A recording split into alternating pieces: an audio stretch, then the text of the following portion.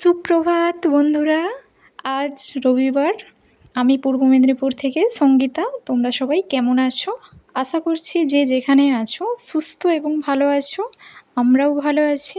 আর এখানে দেখো সকালের ওয়েদারটা এতটা সুন্দর, কিছু কাজ করতে মন চাইছিল না, তাই বসেছিলাম। আর এখানে দেখো এই যে কুমড়ো খাড়াগুলো এত ভালো হয়েছে, আর খাওয়ার লোক নেই। যখন হয় না তখন মনে হয় খুব খাওয়ার ইচ্ছে হয়, কিন্তু এখন যে হয়েছে এখন খাওয়ার ইচ্ছে হয় না। এই যে যাই হোক, বাসনগুলো নিয়ে চলে আসছি কলপাড়ে। তো বাসনগুলো ধুয়ে নিই, তোমরা দেখতে থাকো বন্ধুরা। বসে থাকলে তো তাই একে একে কাজগুলো সেরে নিই, তোমরা দেখতে থাকো বন্ধুরা।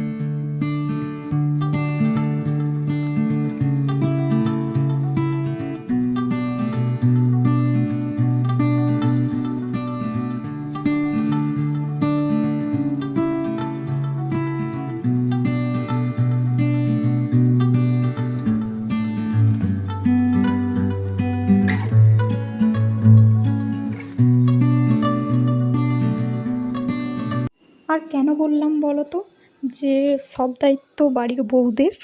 বাড়িতে যখন কোনো কিছু অশান্তি বা ঝামেলা হয়, তো সেটা নাকি বাড়ির বউদেরই জন্য হয়। কেন? বাড়ির বউরা এতটাই কি খারাপ?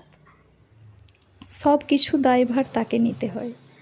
সংসারে সব কিছু কাজকর্মের দায়িত্ব, এবং যে তারপর বাচ্চা কাচ্চা থাকলে তো বাচ্চা কাচ্চার দায়িত্ব, তারপর তো বাড়িতে কোনো আত্মীয় এলে তাদের দায়িত্ব, মানে দায়িত্বর শেষ নেই।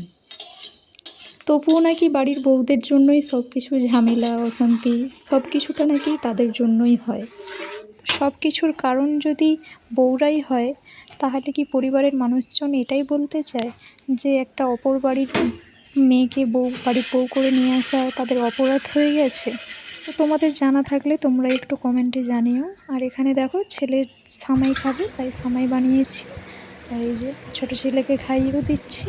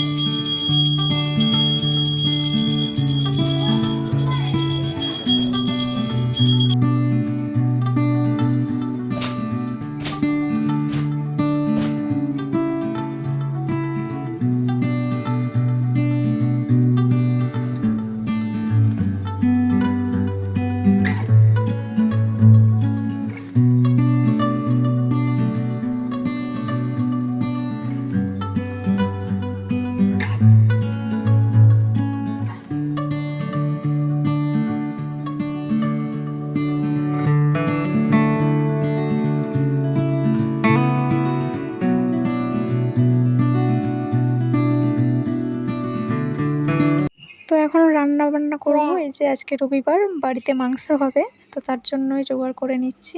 তো আজকের মতো এটুকুই, আবারও একদিন নেক্সট ব্লগে দেখা হচ্ছে। এর জন্য তোমরা সুস্থ থাকো, ভালো থেকো।